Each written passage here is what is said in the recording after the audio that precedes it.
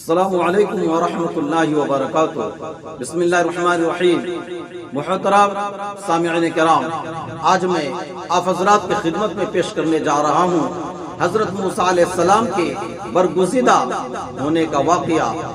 آپ ویڈیو کے لاسٹ تک بنے رہیے، انشاءاللہ آپ کو فائدہ ہوگا۔ تو چلیے آج کی بات شروع کرتے ہیں۔ ایک مرتبہ حضرت موسیٰ علیہ السلام کو اللہ تعالیٰ کی طرف سے وحی آئی کہ اے موسیٰ، ہم نے تم کو اپنا برگزیدہ بندہ بنا لیا۔ حضرت موسیٰ علیہ السلام نے عرض کیا، اے ہمارے رب، وہ کیا خصلت ہے جس سے آپ بندوں کو اپنا برگزیدہ بناتے ہیں تاکہ میں اس خصلت میں ترقی کروں؟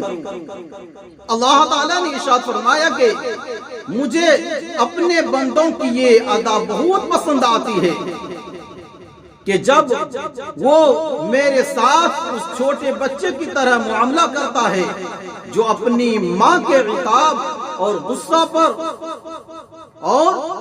پر بجائے بھاگنے کے ماں ہی سے لپٹ جاتا ہے، اور جب ماں اپنے چھوٹے بچے کو تماچا مارتی ہے تو وہ ماں ہی کی طرف بھاگ کر اسی پر گر کر اسے مضبوط پکڑ کر چلاتا ہے، اور چھوٹا بچہ ماں کے علاوہ کسی سے مدد نہیں چاہتا، حتیٰ کہ باپ کی طرف بھی توجہ نہیں کرتا، اور اپنی ماں ہی کو تمام خیر اور شر کا مرکز اور سر چشمہ سمجھتا ہے۔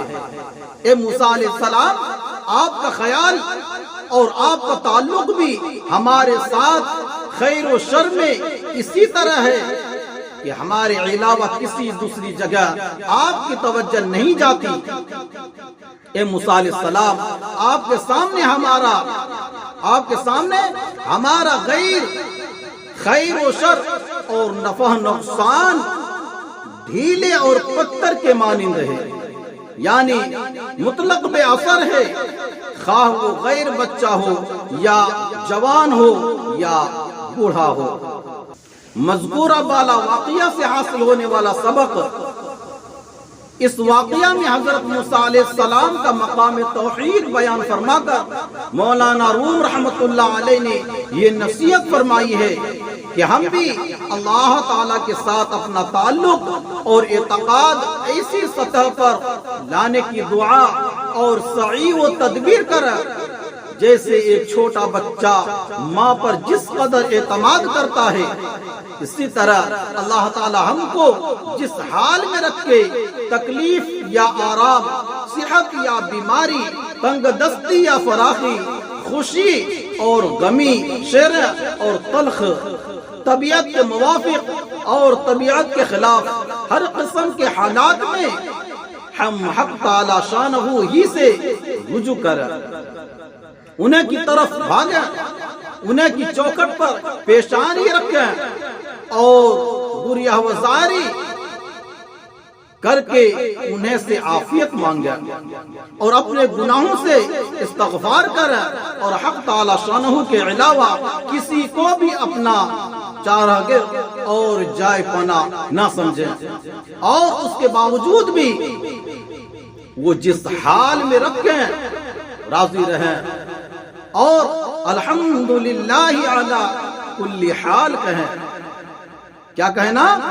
الحمدللہ علی کل حال کہیں۔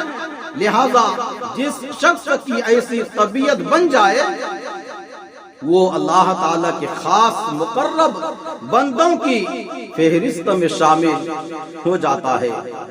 ناظرین، ایسے ہی واقعات سننے کے لیے ہمارے اس چینل کو سبسکرائب کیجیے اور ویڈیو کو لائک شیئر ضرور کر دیجیے۔ جزاک اللہ، خدا حافظ، السلام علیکم ورحمۃ اللہ وبرکاتہ۔